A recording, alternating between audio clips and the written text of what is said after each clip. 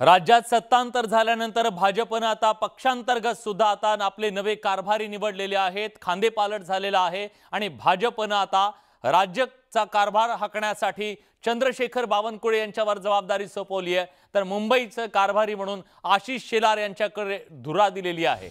या दोघांनीही आता नवे गडे आणि नव मिशन या दोघांचं विधानसभेत 200+ जागा जिंकून आणण्याचं चंद्रशेखर बावनकुळेंचं मिशन, तर मुंबईत भाजपचा महापौर करण्याचं आशिष शेलारांचं टार्गेट, या दोन नेत्यांचा दोन कारभाऱ्यांचा हा नवा संकल्प आज त्यांनी बोलून दाखवलेला आहे। भाजपमध्ये खांदेपालट झाला, चंद्रशेखर बावनकुळेंची भाजपच्या प्रदेशाध्यक्षपदी वर्णी लागली, तर दुसरीकडे आशिष शेलार यांची भाजपच्या मुंबई अध्यक्षपदावरती वर्णी लागली आहे। मात्र दोन्ही नियुक्त्यांनी भाजपला नवं टार्गेट मिळालेलं आहे। या प्रदेशाध्यक्षपदी विराजमान झालेल्या चंद्रशेखर बावनकुळेंनी विधानसभा टार्गेट ठेवले 200+ आणि मुंबई महानगरपालिका निवडणुकांच्या तोंडावर आशिष शेलार यांना एक हाती मुंबईत भाजपची सत्ता आणण्याचं टार्गेट आहे। भाजपने राज्यातला आपला कारभारी बदलला आणि नव्या कारभाराने नवं टार्गेट सेट केलं। हे टार्गेट आहे स्वबळावर राज्यात पुन्हा सत्ता आणणं, 200+ जागा आणणं। आणि हे टार्गेट खरोखरच साध्य होणार आहे का? आणि हे टार्गेट असेल, हे टार्गेट साध्य झालं, शिंदे गटाचं काय होणार? सवाल।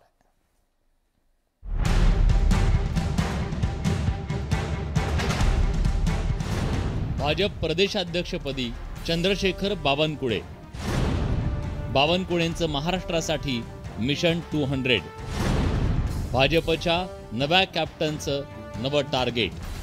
चंद्रशेखर बावनकुळे आक्रमक, अभ्यासू नेता, महाराष्ट्र भाजपचा ओबीसी चेहरा अशी ओळख असलेल्या बावनकुळेंच्या हाती प्रदेश भाजपची सूत्र देण्यात आली आहे। भाजपच्या तालमीत तयार झालेला पण ग्रामीण राजकारणाची नाडी ओळखणारा नेता अशी त्यांची ओळख आहे। ऊर्जा मंत्री असताना धडाकेबाज मंत्री म्हणून त्यांनी आपली ओळख निर्माण केली। 2019च्या विधानसभा निवडणुकीत उमेदवारी नाकारण्यात आल्यानंतरही ते खचले नाही। भाजप विरोधी पक्षात असताना त्यांनी महाविकास आघाडी सरकारचे ऊर्जा मंत्री नितीन राऊत यांना सळो की पळो करून सोडलं। विधानसभेची उमेदवारी नाकारणाऱ्या भाजपनं त्यांना विधान परिषदेवर निवडून परत विधिमंडळात नेलं। प्रदेशाध्यक्ष पदाचा विचार करतानाही बावनकुळेंच्या नावाचा विचार झाला। बावनकुळेंनी भाजपला महाराष्ट्रात एकहाती सत्ता देण्याचा निर्धार केलाय।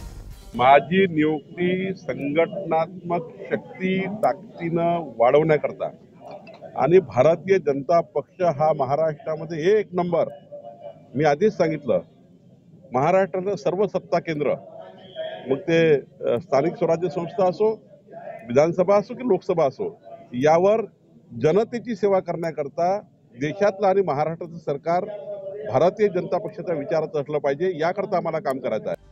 बावनकुळेंची निवड झाल्यानंतर त्यांच्यावर अभिनंदनाचा वर्षाव होतोय। मुंबईचे अध्यक्ष हे माजी मंत्री आणि आमदार आशिष शेलार यांना घोषित केलं। मी त्या दोघांचंही मनापासून अभिनंदन करतो। आगामी काळामध्ये दोघांनाही खूप निवडणुका आहेत। ओबीसी नेते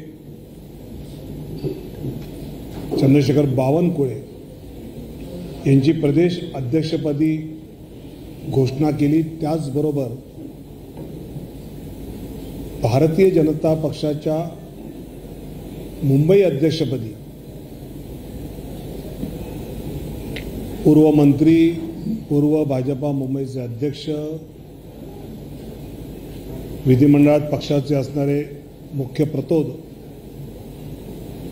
ॲडव्होकेट आशिष शेलार यांची मुंबई अध्यक्षपदी नियुक्ती घोषित केली आहे।